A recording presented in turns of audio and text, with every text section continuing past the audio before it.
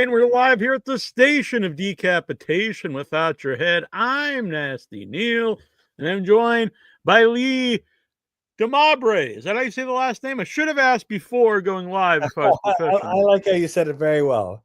No. Yeah. Director of Jesus Christ Vampire Hunter, which I watched last night, I have to admit. Oh, I hope you've been sober. I've been sober for 5 years. So oh, congratulations. Yeah, not anymore after watching the movie. No. I don't blame you. I'm the man who knocked me off the wagon. We have Lee with us. Harry Knuckles movies, Vampiro documentary, and a lot of cool stuff, including the upcoming Dictos. And as soon as I read the description of this, I was like, I have to talk about this movie. So I'm happy you're here. Thank you. Thank you for having me. That was an incredible intro. I loved your guests, that your lineup on this show has been amazing. So thank you. I feel honored. Well, yeah, thank you for being here. Love the music. I was jamming. Well, yeah, and that's not AI. I know a lot of people use AI. That's a real band. If it was AI, I wouldn't be looking at it. There, so this is what the description is: a kung fu action comedy horror musical about a private eye with 10 dicks for toes. And now that was a mouthful for one thing. Plus, it's just I hope it's never a mouthful for you. That's very true. Yeah, I'm not a big fan of toes or no offense to anybody out there with dicks, but if you combine the two, it's probably not my alley. I'm a very open-minded man, but I'd never put anyone's toes in my mouth. Fair enough. But no kink shaming. No, exactly. If anyone out there is into that, yeah, congratulations. Sounds fun. Yeah. So, where did this idea come from, Dick Toes? You know, it's funny. Thanks for asking. I haven't explained it a lot to people because we just started filming the film recently. I thought I'd never have to make this explanation till the movie was done, ready to show people. It's really exciting that people are excited already about it. My last film, my eighth. So Dick Toes is my 9th feature film. When I was making my 8th one, I often found myself in a bar after shooting a lot of scenes. And for 2 weeks, I was trying to come up with 2 new villains for my film. My last film was called Enter the Drag Dragon. It was a kung fu action comedy horror musical featuring a drag queen as the hero.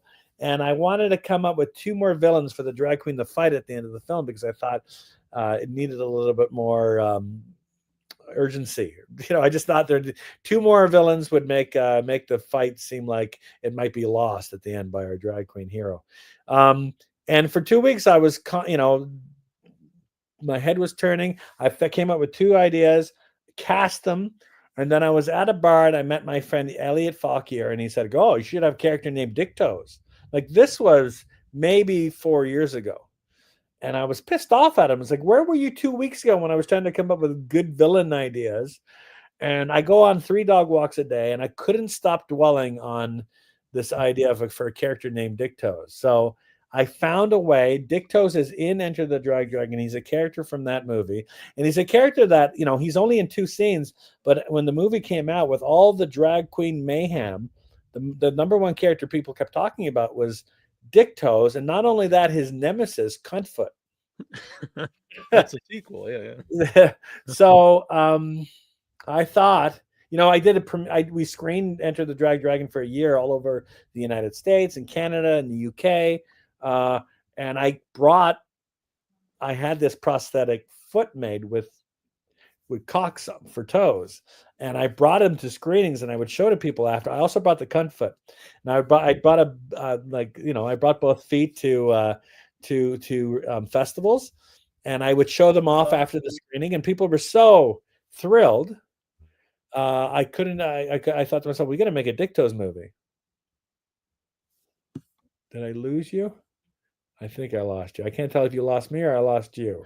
Yeah, I was first there quickly, but I heard the whole story. Yeah, are we back now? Okay, good. I hope everyone heard that story. Can you hear me? All right. But anyway, I think we heard it all. It was just I got froze up. I just kept thinking, we got to make this movie because everyone's so fascinated about this character, and it's so ridiculous. And also the movie is not a XXX film. I think people just jump to the idea that this movie is full of sex, and it's a straight film noir. Imagine if Humphrey Bogart had 10 dicks for toes instead of a 6-shooter in his breast pocket, and that's the movie. There's vampires. It's a horror film too. There's lots of vampires. Dracula might show up. It's full of cannibals and absolutely crazy film. It's a lot like Jesus. To me, I hope when you watch it, you'll think, oh, this is from the director of Jesus Christ Vampire Hunter. Which I really enjoyed. I have to admit, I had not seen it before. I'm sorry, but I thought it was great. I really had a good time watching it. It's on Tubi if people want to check it out. But maybe there's a better place that you would like them to check it out. I'm not sure, but I think it's all over the place. There's a bootleg version on YouTube, and it's been up there for years, and it's got like thousands and thousands of views. And people got to keep telling me, you got to ask that guy to take it down. I'm like, well, people are watching it. I mean, I hope if you're going to watch, at least try to find an HD copy, because we shot the film on 16 millimeter 25 years ago, and I spent $40,000 finishing the film. I spent $200 on a lousy VHS tape to bring the film festivals with me, and that's what leaked online, and that's how most people watch the movie. But on Tubi, it's in HD. There's been a new 16 millimeter scan of the film. It still looks like crap, but it looks better than the shitty VHS copy. So if you can watch it in HD, I think you deserve it as a viewer. Standard definition. I can't do standard definition anymore. I'm just such a snob. I can't put in VHS or DVD anymore unless I'm watching it on a tube TV. But I can't watch that stuff on an HD screen. Oh yeah. If you watch a VHS on the VCR on a big TV, it's horrible. It's awful. It's awful. Yeah. I'd rather watch it in an outhouse on a tube television than watch it on an HD screen. So even when you made that movie, people weren't really using 60 millimeter. So what was the thought process to shoot a movie in 60 millimeter? After Jesus Christ Vampire Hunter, I made another feature film called Harry Knuckles and the Pearl Necklace, and that's out there too. That's quick. That if you like Jesus Christ, it's the same comes from the same place in my heart. That was the last feature film finished in Canada on 16 millimeter. Maybe even North America. A lot of the people after we finished that film retired. HD was coming down the pipe. So we I'm not saying it's the last feature film shot on 16. It's the last film finished at 16. So I have a 16 millimeter print of that film and Jesus Christ Vampire Hunter. And the thought processes was that, when I was in high school, I afforded a video camera. And I made 88 short films. I counted them one day when I digitized them. 88 short films on VHS. And I didn't understand why they looked so lousy till I saw a local filmmaker here in Ottawa, Frank Cole, showed his films at an exhibition. And he presented them on 16 millimeter. And I fell in love with the roar of the projector at the back of the room. And I took a course on 16 millimeter. And I shot it on a little tiny camera that wound. And we shot it with no sound because the camera was made a lot of noise. So we post-dubbed the whole movie, which you could probably tell watching it. But that's how we shot Jesus Christ Vampire Hunter and Harry Knuckles on this little wind-up 16, which I have in the room over there, which I'd love to show you. And I was contemplating shooting Dictos with it. But there's just so much fun you can have with digital where you can put the camera. I want to have fun with the digital camera the way I did with Drag Dragon. So there's a sequence in the movie that's set in a nudist camp because I love Herschel Gordon Lewis and Doris Wishman and their nudie movies before Herschel he made horror, he made nudies. I love those movies to pieces. I adore them, how wholesome they are. And I wanted to shoot this one because there's a nudist camp sequence on 16, but we're going full on digital because there's just too much fun to have with a digital camera these days. So that the thought process back then to shoot Jesus on 16 came from hearing the roar of the projector. It was sexy to me, and then when working on film, you loading the camera, editing it, having film in your mouth. And I excited a lot of my actor, the actor who played Jesus Christ Vampire, Phil Caracas, was really excited about being in the film and involving, because it was being shot on 16. He's in Enter the Drag Dragon, and he couldn't care less about it being shot digitally. He didn't look at the camera, didn't care about it. But when we were shooting on 16, he loved it. There's something really, really attractive about being able to accomplish something on 16. When the footage turns out digital, you can see the footage right away. But at 16, you send it away to the lab, and weeks later, you get it back when you can afford it. And when it turns out, that's a nice pat on the back that that you don't get with digital. So I didn't shoot the movie. I'm in a movie that was shot in 16 millimeter. Oh. And so kind of what you're saying, I understand, because I was really worried it wasn't going to come out. And I was like, because we filmed the scene originally was going to be down in a basement, ran out of time. We filmed it out in the woods at night. And I was like, this is not going to pick up. No one's going to be able to see what's going on. And so it was months later, and then I saw it, and I was like, "Oh shit, it looks great! I can actually." Isn't that a nice feeling? Yes, it's a nice feeling. And when you discover that the original Texas Chainsaw Massacre was shot on 16 millimeter, and films like that, I think the original Evil Dead. No, maybe not Evil Dead, but there's some 16 millimeter features out there. It's just riveting to know that Tobe Hooper shot that gorgeous Texas Chainsaw Massacre is simply gorgeous. Oh yeah, it's very cinematic movie. That's a kick in the ass for any independent filmmakers to try shooting on celluloid. Just look at that movie and not want to pick up a film camera and try it. But what was your film called? Oh, it's not been released yet, and I know the name, but I'm not supposed. It's called Unnamed something or other on IMDb. I'll tell you off air what the name of it is, but it's directed by Kansas Bowling. I'm not sure if you know Kansas. She was in Quentin Tarantino's the Once Upon a Time in Hollywood. Wow. She's one of the Manson girls. And wow. People usually ask me to do comedic stuff, which it's very fun. And for some reason, she wanted me to play the serial rapist, kidnapper, possibly killer in the movie. And I was like, that sounds like very miscast for me, but okay. And I don't know. I think I did a good job. So you can't say no to her. No, that's really exciting. Wow. Yeah, I'm excited about it.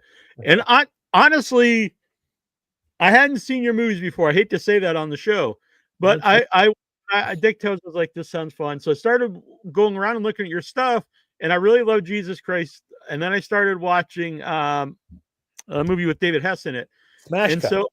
So I'm gonna go back and watch all your movies, and not just because you're here. I really enjoyed it. I love Smash Cut. I'm a big fan of Smash Cut. I wish more people talked about it. It's sort of, when it came out, I think it got promoted as a straight horror film, which it's not. It's a comedy. Yeah. And I think if you go in thinking it's going to be a horror film, I can see how it's disappointing, but it's fun. David Hess wanted to be funny in it. Michael Berryman, Sasha Grey, Herschel Gordon-Lewis, Ray Sager, who plays the Wizard of Gore, is in the film.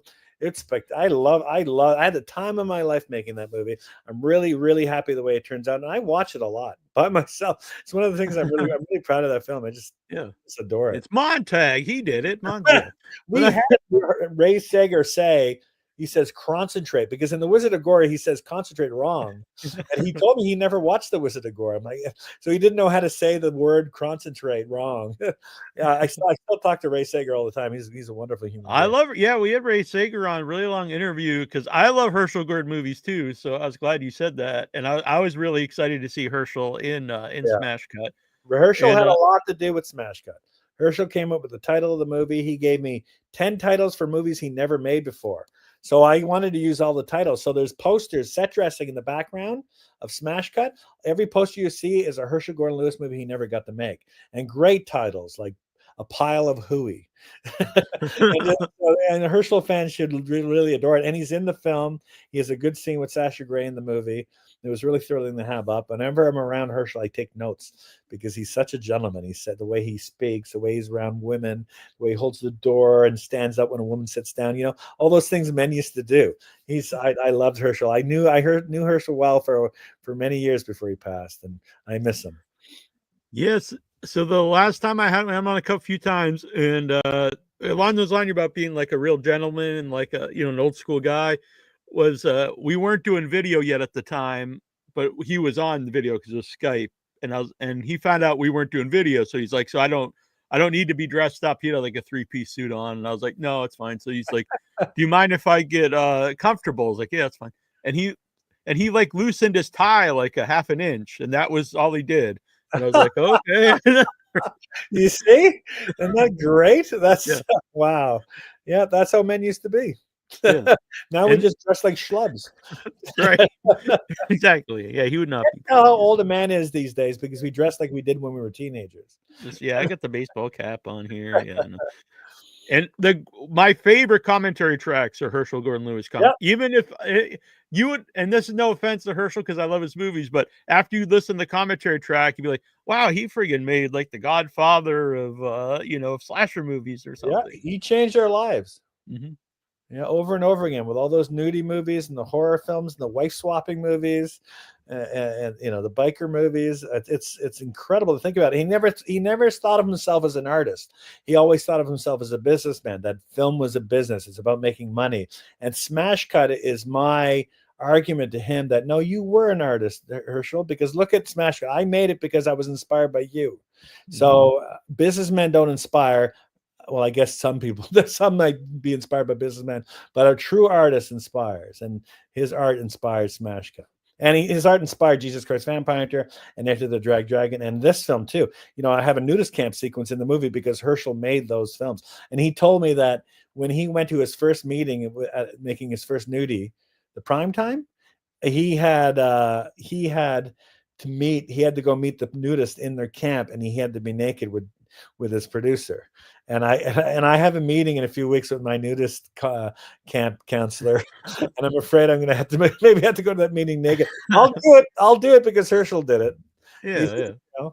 We'll see what happens. I'll keep you posted. So you're currently filming Dictos. How long do you think it'll take to finish principal photography? It's going to take a while. It took me 2 years to make Jesus Christ Vampire Hunter. It took me 2 years to make Harry Knuckles and the Pearl Necklace.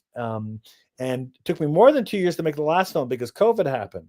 And it's going to be done when it's done. It's really nice to finally be back to making movies without producers and investors breathing on my neck. We're making the best film we can make, ridiculous as we can make. We're not trying to make the film so it can sell in Sweden, or sell in certain territories. I made my last two films before Drag Dragon were two films I made for Pierre David, who produced the Cronenberg movies, and he produced them and was sold in the Lifetime. So he was trying to, my last film before Drag Dragon was a movie called Strip Naked, and I shot that in 14 days.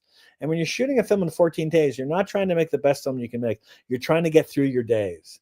You're just hoping to get in what you need to get in.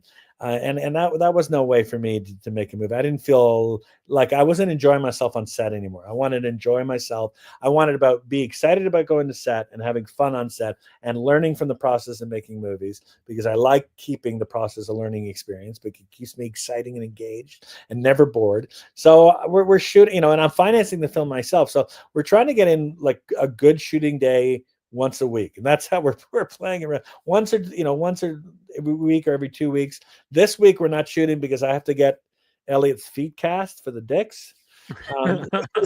So we're not making this like a tradition. It's not being shot in 25 days. It's going to be shot in 2 or 3 years, and there's no rush, and it's so fun. And I look forward to going to set, which was something that went away from me making those movies. And I just want to have the time of my life again, like I did with so many of my movies. I was living the dream making Jesus Christ Vampire Hunter. I didn't realize it till now, so I'm back to that. And also I'm 53 years old. I'm not going to get a call to make a James Bond movie. I'm not going to be the next Christopher Nolan, and I'm fine with that. I just want to be the next Lee Demarbre. I just want to go and have fun, and that the fact that you're interested is absolutely thrilling. That you, I'm very interested. I think you're kind of making your own James Bond here. You got yeah. very James Bondish Thank you, names, and yeah. thank you. So over on Facebook, I can't pop these up for some reason. Warren Dean Fulton Oh, says Stripped Naked was fun, but the set of Smash Cut was better in so many ways. So was yes, Warren on? Warren was my first AD, and he'll testify. Smash Cut it was like party time. 25 days. We shot that movie in 25 days, and it was an absolute blast. We all loved being on set. We were all there to make the best film we could make. And Strip Naked was 14 days, and it just like I didn't like getting picked up in the morning. I wasn't looking forward to going to set because it was the producer's movie. It really felt like the producer he used the director's chair to sleep a lot of the time. Anyway, I just wasn't. I love the cast and I love working with Warren on Strip Naked, but I wasn't feeling satisfied as an artist. I don't know if I don't like using the word artist, but I didn't feel like just like Herschel Gordon Lewis. Yeah, exactly. It's hard for me to say the word, but it just wasn't. It's hard to say for yourself. I understand. Yeah. It's like I can go to a dentist and struggle to have him fill a filling, or I can just pull my teeth out with a pair of pliers and have more fun doing it. No, I just want to have fun again. That's why I'm back to doing this film this way. Yeah, I actually did do that years ago when I didn't have insurance. When I was young, I was in my 20s, and I pulled out one of my wisdom teeth that way. I have friends. I do not recommend it. It was not a fun experience. Oh my God, that's terrifying. Yeah, it was not good. So, had you ever done like a GoFundMe or any of the campaigns like that? That terrifies me. I have a lot of colleagues who make movies and go down that route. Mm-hmm. It terrifies me. Like, okay, let's go back. Let's pretend we're not in production.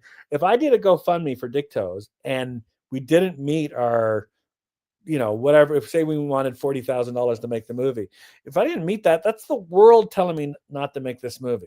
If I made the movie anyway and a distributor found out that I couldn't raise $40,000 in GoFundMe, that the distributor's not going to pick up my movie. I don't want anyone telling me not to make Dictos. I'm going to just go out and make it.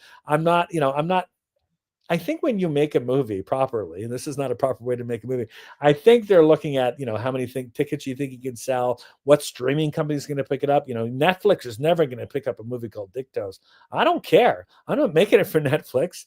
I hope some people want to watch it, but, if it comes out and the only way I can get it out there is by bootlegging it on a torrent set, I will. I don't even know if torrent sites exist anymore. I just want to make the movie. That's the only reason why I want to make it. I want to see it. Maybe it's me being selfish, but I do think I'm trying to make it attractive to watch. I'd like to think it's going to be really fun to watch and people are going to have a good time. I'm really excited for the premiere. I own a movie theater. I can't wait to show it up. Awesome. And we're going to sell the place out and it's going to be a blast. That one night, no matter what, is going to be a blast. The movie doesn't even have to be good. I know people are going to like it on the first night, but I'm not thinking of a demographic. I'm just trying to have fun. Yeah, no, I think that's the best way to make anything. Along those lines, though, so you said you showed at your own theater. Do you do festival runs for anything? Or would you plan to do a festival run for Dictos? Yes, when we did Jesus Christ Vampire Hunter, we did really well at the festivals. We won at Slam Dance, and we went to Cannes, and because of that, we were in LA. And festivals are different now because of the pandemic. Everything got so virtual, and a lot of festivals still aren't out of that virtual realm because it's so easy to take in filmmakers' entry fees. Yeah, some of them do both, which I always think is odd, where you can go and see the movies, but they also have the virtual at the same time. It's like the industry's eating itself. It's disgusting. Like, I want to show Sinners next week at the Mayfair, at my cinema. Sinners is amazing. But you turn on your TV. It is great. Turn on your TV and there it is streaming. Yeah, it's already, yeah. The distributor doesn't tell me they're doing that. It's like, what the fuck? like give me a chance. It used to be a 6-month window if a movie opened, I had 6 months to show it before it went on DVD. Now it's 2 weeks. Anyway, I'm digressing. What was I talking about? What were we going on about? Film festivals. Yeah, so festivals. So the Film Freeway is full of festivals that are scam artists. Mm-hmm. And I've emailed Film Freeway and I said, these guys aren't even showing my movie. They're just taking my entry free. Yeah. They're not telling me whether my film is accepted or not. They're just taking free money. So you had to be careful. Yes, I want to show as many film festivals as I can. I love touring with the movie. When I went to London and screened it in London. It was so fun to Fright Fest. We showed at the during the Star Wars celebration in London. Oh, screened at, it was fun. I screened at the Prince Charles Theater. Oh, that's actually where I had the premiere of my first movie. So yeah, really, what an incredible venue. And so I went to the Star Wars Celebration and I promoted Enter the Dragon and invited a lot of people from Lucasfilm and all the fans. And so that was a blast. But, you know, I went to LA and we showed for a week in LA. But yeah, festivals are a dream. But you know, it's hard to get. It's hard. You know, you blow so much money on entry fees now on scam artists who you get invited. Saying we'll give you a 50% discount if you apply to our festival, and you apply and you never hear from them again because they're. You know, and Freeway should try harder to protect filmmakers, artists from these scam artists, but they don't. So when I hear film festivals, it stresses me out a little bit. But yeah, I had so many. We had so many great screenings with the last film. At festivals, the right festival. I hope to be able to do that again, and no more virtual festivals. Yeah, I get nothing out of that, and it feels like highway robbery. Yeah, I actually I think I may have done the first I don't want to take credit for that, but the first virtual, it was right when the pandemic started, and so I was like, I know we'll do one virtually, but it was blame. But it was no money, no one paid anything. It was free to watch, free to submit. And it was all short films, and it was just people who listen to the show and they could be old movies and stuff. It was just like more of a fun idea. But people paying to do it, I think, is a completely different thing. And now that the pandemic's over, why have a virtual festival anymore? Right. You know, like why compete against anything I can watch on YouTube? Just, you know, go back. Yeah, and from what I understand, a lot of the distributors don't like it because it's easier then if it's virtually, it's easier for people to pirate it before it even gets released. Yeah, and they know it's bullshit now too. Well, you know, I can put 30 laurels on my poster. Look at all the film festivals we got into. Yeah, but half of them are all horseshit. You know, there's half of it's a scam art. You know, I got awards from festivals. I can't even tell if they screened it. And I promoted it because it cost me money, but it's total horseshit. You know, I'd love to go back to Slam Dance if I could with Dick Toes. I would love to go to Fantastic Fest or Sitches. You know, that's a dream. And we'll try our bestest to get into those festivals. But you can't let too many no's from festivals get you down either, because you're going to get 20 no's for every yes. And if you realize that, you know, good for you. You know, festivals are stressful these days. Everything in the industry is stressful these days. Well, yeah. I'm not going to make any money back. If I spend $30 on this movie, I'm not expecting to make that money back.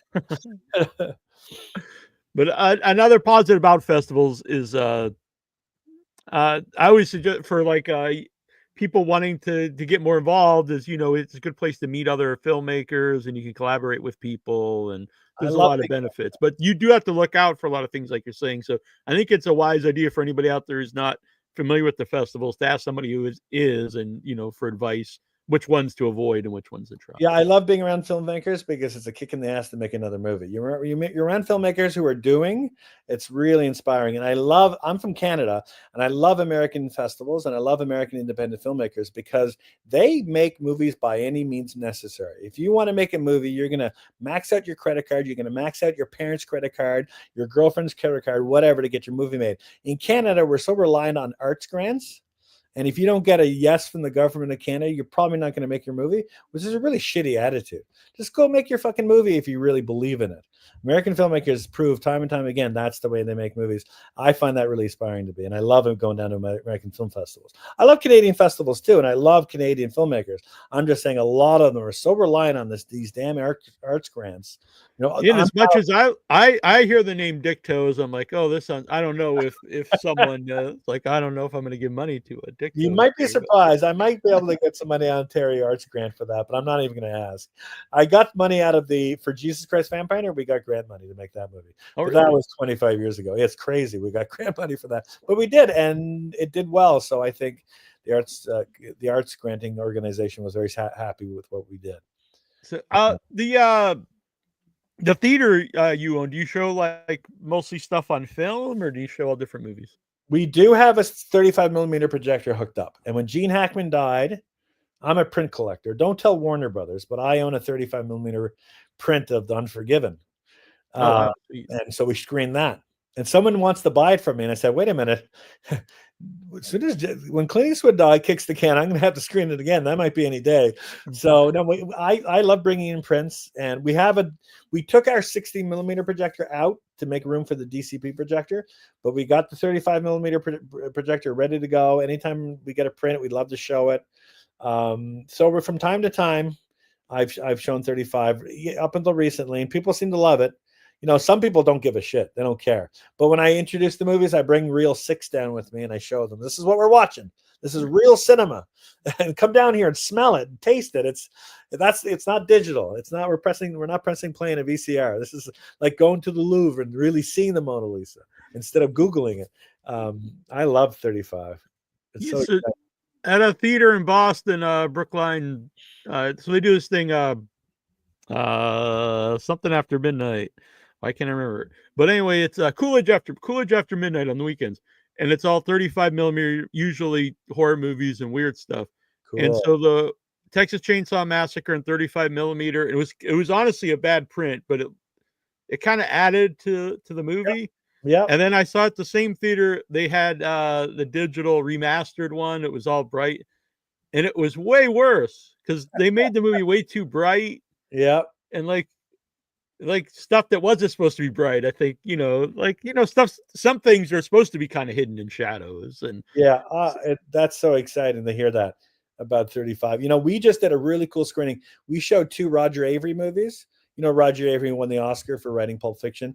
After that, he did Killing Zoe, and they did Rules of Attraction. Rules of Attraction came out on Blu-ray, but it's a hard to find Blu-ray to find. Killing Zoe has never been released in HD. It's got, I have a DVD, but it's a shitty Region B import. This guy in Toronto has prints of both movies, and he built his own 4K scanner in his basement, and he scanned each print and made DCPs for us, and we screened those. They were gorgeous. They look. We felt like it felt like we were showing 35. He scanned them in 4K, didn't touch up the prints, didn't clean a damn thing. We ran them. We showed Killing Zoe to like 150 people who big ovation when it ended. It was really thrilling. Yeah, so that's the kind of fun we're having at the Mayfair. yeah, and he does a great podcast with Quentin. Oh yeah, that's really it's a really. Actually, we found out about the DCB through the podcast. Oh really? That's yeah. The guy was in Toronto, and we had to go find him. It's funny. It reminds me of making Smash Cut. I wanted to make Smash Cut for years, and I wanted Ray Sager, the Wizard of Gore, in Smash Cut. And when Herschel told me that Ray was living in Toronto, I spent years looking for Ray, but Ray had no social media presence. And it took me years, and I found him just before we started filming Smash Cut, and he was so excited to come up. He said, "Lee, no one has taken my picture since 1972. I haven't been in any movies. I'm not online." So he felt a little uncomfortable, but he came up because in Canada, Smash Cut was their first film to shoot on the red camera, and he wanted to see the red. So he came up and we shot him only for the day with him, but he stayed for the whole week because he wanted to see how the red camera worked. We did a crane shot with the red in Smash Cut. There's a crane shot up the Bytown Cinema. You'll see it in the movie. And it goes in through a window beside the projector. And there was a handover. And underneath the window, there's a toilet. And we dropped the camera operator dropped the red into the toilet. We had to take it all apart, let it dry off. But from that moment on, it dried and worked again. But we called it the brown after that. And I wanted to use the red logo and put the word brown in there at the end, but they wouldn't let me change it. Anyway. No, Ray's awesome. Have you ever? One of my guests that I've tried to get on the show ever since I started, I can never find any. Ray actually tried to help me. Was Mal Arnold, from Blood Feast, and I can now find him here. Yes, God, I have no idea where he would be. I don't think he's in Canada, so I can't help you there. Well, no, he was in Canada. Isn't he in one of the Porky's movies? Is he in Porky 3? It maybe is. I don't know. But I think Porky's 3 was shot in Hollywood. Porky's 1 and 2 are Canadian. Porky's 3 is American. I don't know.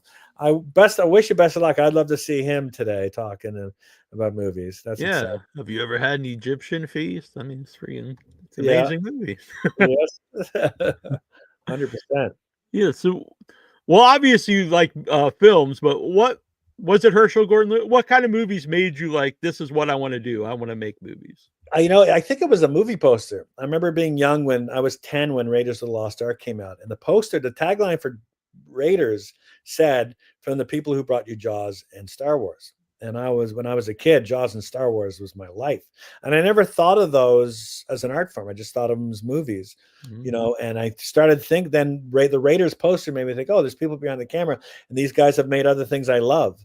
And then, Lucasfilm was good in the early days of putting out making of videos. And so there was a channel in the United States, there was a program called Nova, and they had a really good documentary about the making of the Temple of Doom and Return of the Jedi. And it was like a 2-hour documentary, but it's one of those making ofs that didn't talk down to you.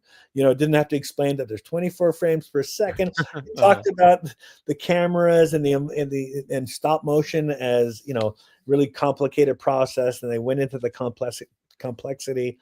And I was riveted by that. And there was another documentary when I was young called Screen Greats, Volume 1.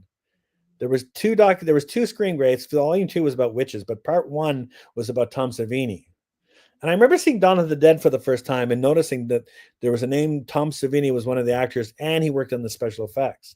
And then when I saw Screen Greats, and you go into his house, his studio, and you see him, they're making Day of the Dead when they're filming Screen Greats, and you watch him do the gore effects. Of course, when I rented Day of the Dead, all the gore is cut out of the VHS. But in Screen Greats, you see all the gore that got cut out. And it was all those kinds of things that made me want to make movies. And then my mother was really good to take me to see so many movies on the big screen. Movies, I was 7 and she took me to see Alien. And, God love my mother for doing that. And it wasn't that I was allowed to watch anything I wanted to watch, but I was watching the right things. I remember Poltergeist just thrilled me, and learning that the miniatures in that movie were shot underwater, which gave the miniatures. I didn't even know that. There's a scene where a ghost comes out of a closet and the cape goes up in the air. It's because it was all shot underwater.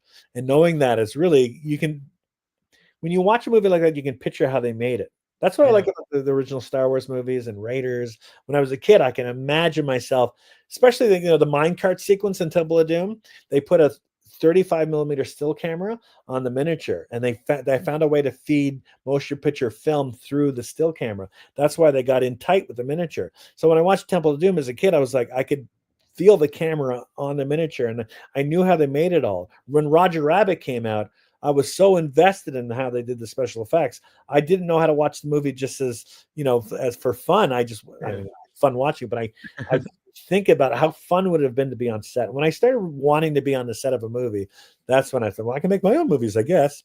And I went to I afforded a really expensive VHS video camera when I was young, and when I was in high school, I was making movies, and for me and my friends, and it was so much fun.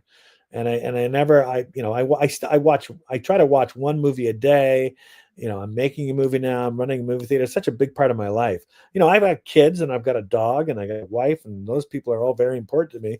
But movies feels like another kid to me, and always has. And I don't know. I've been thinking about making movies so long. When I'm not making movies, I think about making movies. And when I stop making movies, I'd like to think I'm going to have that same passion. And I love meeting people like you, because I feel like we've had this conversation just in different parts of the world for a long time. Conversations. Well, that's funny you say that, because you're talking about watching those documentaries and stuff, and today, like, if someone grew up with the internet, a lot of stuff you can just go, like, people know who Tom Savini is today already if you're into horror movies.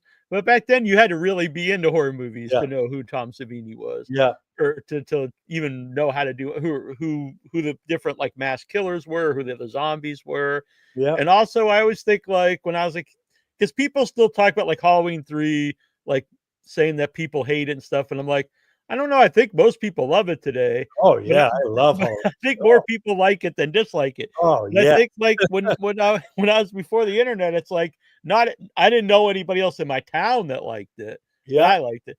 And now that you have the internet, you can meet all the weirdos from all the different towns, and now you can all get so I know the internet can be bad, but it can also be good. Let me get you. Hold on a second. Yeah. So all I had when I was a kid, all the opinions I knew, was from this book, Leonard Maltin's book. Oh, nice. There he is. And I would read this he doesn't make these, they don't print these books anymore.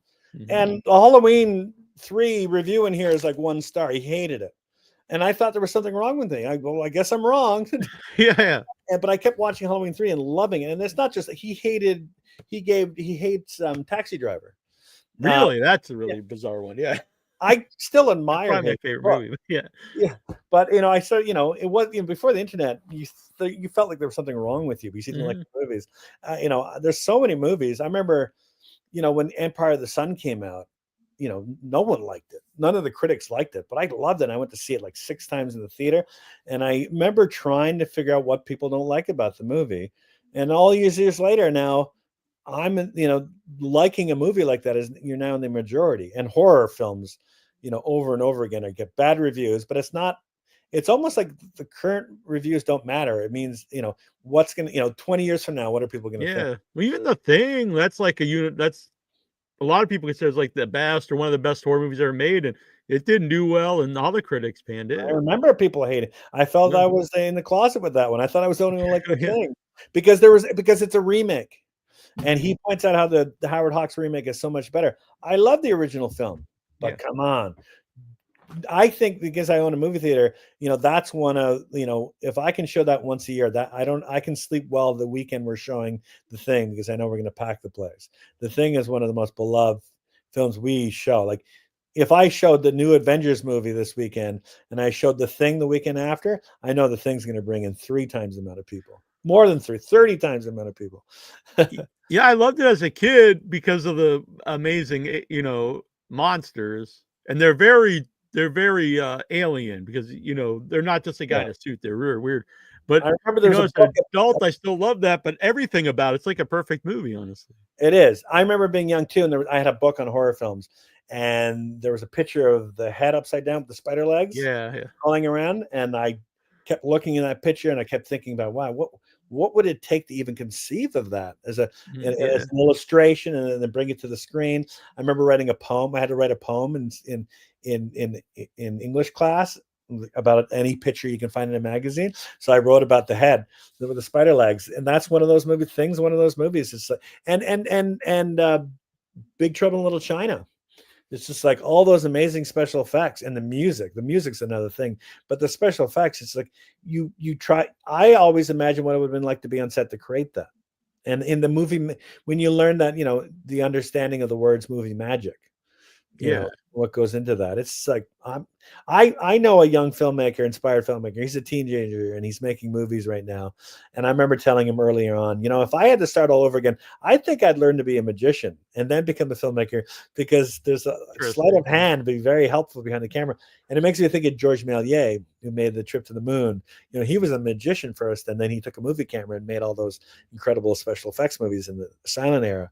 And I just think there's a kinship between magicians and movie makers that it's all make believe, but you believe if you believe it if it's done right. yeah. I think a movie like Big Trouble in Little China is more accepted today because it doesn't fit in any one like genre, which people Yeah, always kind of look down on, and I think it's more accepted today if a movie doesn't fit into one genre. I saw Big Trouble in Little China opening day at noon matinee. I was the only one in the theater, and if I showed it today at the Mayfair, I know we'd pack the place. I can't show it at the Mayfair because Disney now owns Big Oh, Trouble in Little China, yeah, and so Disney puts it away, from a commercial theater like mine. But it's a great film. Some cinemas can show it if you're not first run cinema, but we're trying to show new movies too. But Big Trouble is just I've always loved that movie. yeah. I even like Ghost of Mars. I feel like I'm the only one who likes Ghost of Mars. I'll have to revisit. I remember not hating it like some people, but I don't remember it being one of my something. I think I only watched it once when it first came out on VHS. I think. There's a making of on the DVD with Buckethead. The guy does the music. Oh yeah, yeah, I just loved all the music. I just thought it was fun. I don't think it's as good as The Thing, sure, sure. but I like it better than Vampires. I don't know. I think it's fun. Yeah, I think Buckethead did music with Bill Moseley for a little while. Insane. I don't know who Buckethead is. I think that's the point. But his score for Ghost of Mars blows me away. I'm not even a metalhead. I'm not at all. But I listen to. I have a convertible, and I'll go down the highway tonight listening to Ghost of Mars blasting. So I noticed you. So you made the Vampiro documentary, and I also, El Santo is in Jesus Christ Vampire Hunter. So are you a wrestling guy as well? I'm a Mexican wrestling guy. All right. Santo's grandson is in the Vampiro documentary. There's a part in the documentary where he walks by the camera, and I was like, "Holy shit!" I almost dropped the camera. I like Mexican wrestling, and it's funny. In Canada, no one knows Mexican wrestling. So when I made Harry Knuckles and the Treasure of the Aztec Mummy, my second short film on 16 was my first film to feature El Santo. We call him Santos to keep the son of Santo away from me. Yeah. He knows our You don't movie. want Disney or the Santo people. But in that movie, Canadian audiences just thought he was deformed. That's why he's wearing a mask. But Americans know Mexican wrestling, I guess, because the Mexican television been playing on your television set. So I have to explain to Canadian audiences that it's Mexican wrestling where they wear masks. So I love that because Santo made movies, and I I saw Santo versus Dr. Death before I saw him in the ring as a professional wrestler. And that movie floored me because he wore his mask outside the ring. He never took it off. And I couldn't believe what I saw it at 3:00 in the morning. That movie changed my life. And I just wanted to have a mass wrestler. So Dick Toes is a mass wrestler, if you didn't know that. No, So I didn't know that. Dick Toes is a private eye with 10 dicks or toes. At night he wrestles, and he always wears the mask. So he has a cherry red mask that actually the eyes look like the Danger Diabolic eyes. From that, I don't know if you know that film, but anyway, so he's a man. There's a lot of lucha libre in Dick Toes, and I like the movies more than I like wrestling. But when I made the documentary, I got to live a dream. I went to Mexico and spent a lot of time watching Lucha Libre live in small auditoriums and large auditoriums. It was a thrill. When I found out that the biggest name in Lucha Libre was a Canadian, I thought that I got to make this movie. Yeah. And I think we even met. He's what Vampiro Canadiens, I think is what they call Vampiro Canadian. Yeah. And then I made 2 movies with him. So while we were making the documentary, we took 30 days off, and in Guadalajara, Mexico, we made a gangster film with real Mexican gangsters. Oh, really? Dead Sleepy that stars Ian Hutchison, who plays Vampiro, and also stars Martin Kove from the Cobra Kai series, who was the original Krug. Last House on the Left, he told me that Wes Craven wanted Martin Kove to play Krug, and he thought it was too violent. The script was too violent. But his sister was dating David Hess, and David Hess was the angriest man he knew. So he brought David Hess to an audition and got him the role. But Martin Kove almost played Krug, which would have been so. Martin Kove's in the Last House on the Left, but he plays a cop. But anyway, I knew it was fun knowing David and Martin Kove together because they were good old. Yeah, I didn't know that about that. I almost had David Hess on the show many years ago. And the person setting it up said, like, he didn't want to talk anything about Last House on the Left. He only wanted to talk about his music. And I was like, we could talk about that too. Now I really wish I just would have agreed, because then I was like, now I kind of know sometimes if an agent tells you something, whatever, and then like when you actually have the person on, they don't really care and we'll talk about whatever. But at the time, I just thought, doesn't sound very interesting. But I flew to LA to meet him before making Smash Cut, and I picked him up at the LAX because he flew in from San Francisco, and he just came out of the airport. He found me. I was parked outside. He jumped in my car without saying hello. He put his CD for his music in. He's like, "Listen to this music. I want you to use this music in your movie," because he knew I was making a documentary about Vampiro. And he knew I was making a movie with Martin Kove, and he just wanted. I wasn't done yet. And he wanted me to use his music. We never did because of rights issues then. But I've used his music in other films I've cut. But my kids love his music, and I still listen to a lot of his music with my kids. They love his song "Speedy Gonzales." When I put if I play Speedy Gonzales for my kids, they'll laugh and they just think it's the wild. Especially his version of Speedy Gonzales is hilarious. And his entire soundtrack for Last House on the Left is incredible. And my kids got to know David, so he's Uncle David. Oh, very cool. Yeah. He was a great man, but he got what he wanted. He was, I can hear him saying to you, I wanted to only talk about my music. But, when we promoted Smash Cut, all he talked about was Last House on the Left. It drove me crazy. That's right. You're in a new movie, David. Talk about that. Yeah.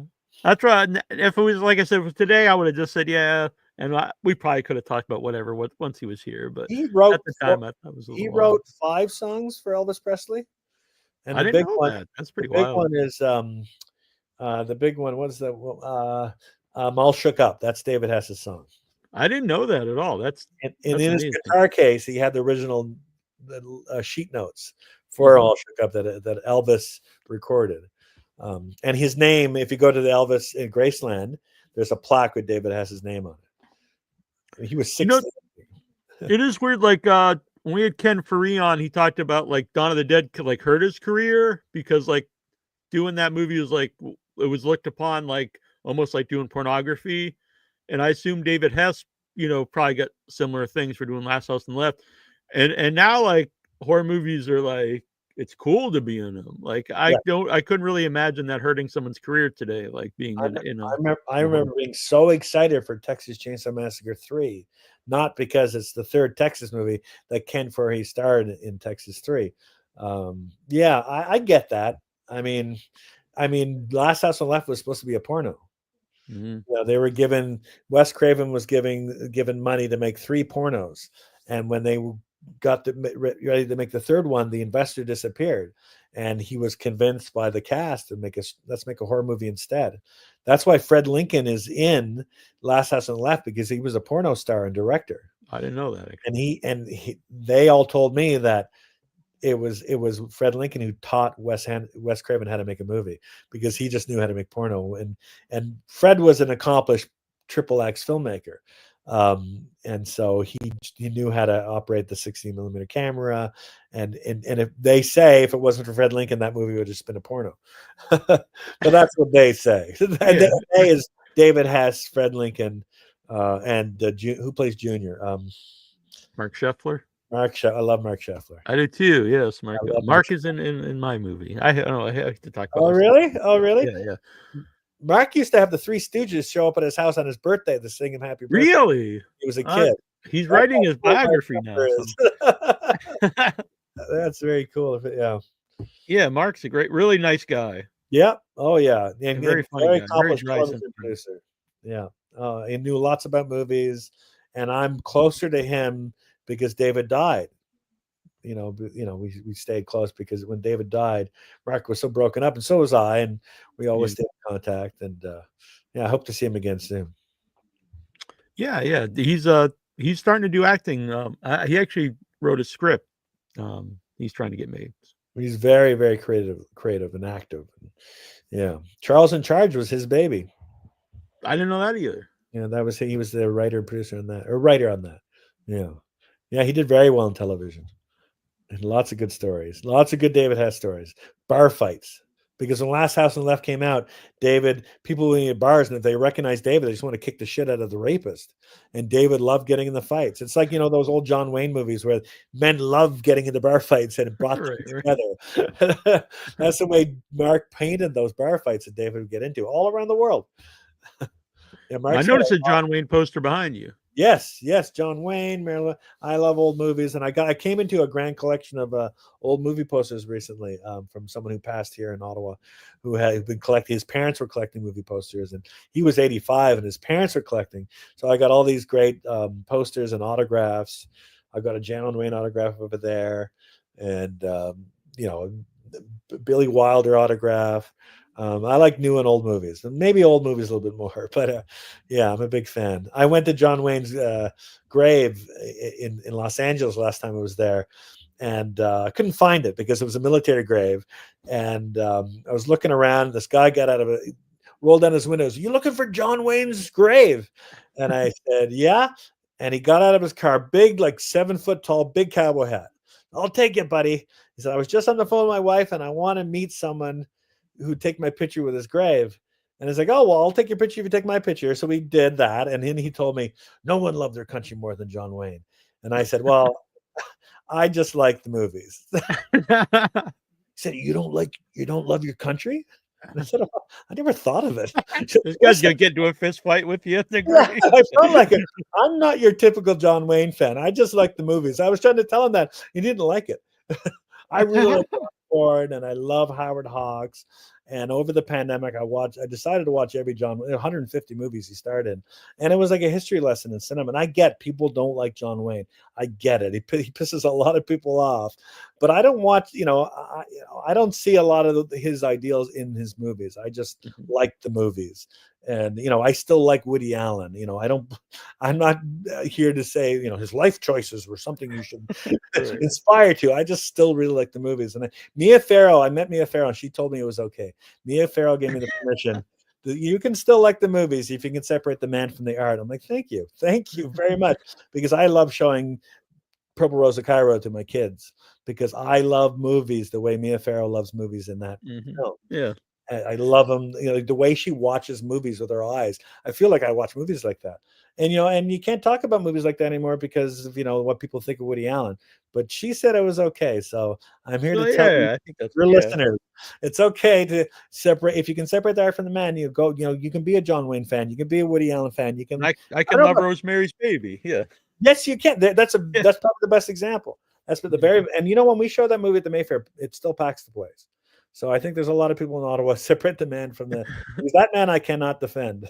No, there's different levels of things, like maybe wasn't the greatest person, but then there's things like you don't want to yeah, no, like Bill Cosby.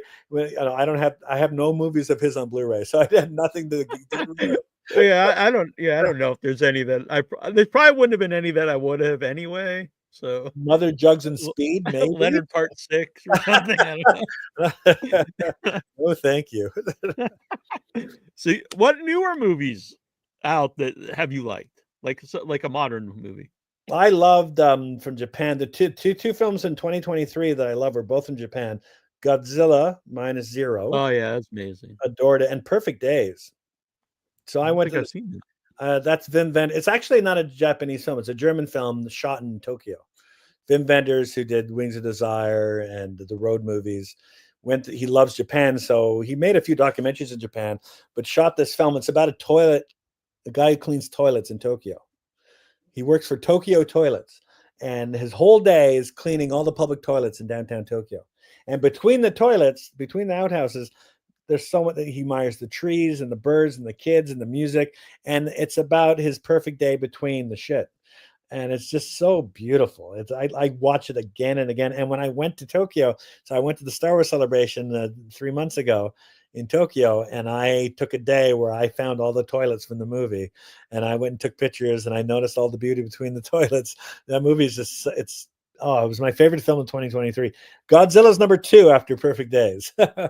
I just adore it. I go see lots of new movies this year. I don't know if there's a new movie that I adored. I wanted to like Mission Impossible more than I did. And I wanted to like Karate Kid Legends more than I did. But I'm so excited for so much that's about to come out. I really like Sinners. I don't know if you get to see it. Sinners is great. The first 90 minutes of Sinners just floored me. And like, he's such a good filmmaker. I love Fruitvale Station, his first film.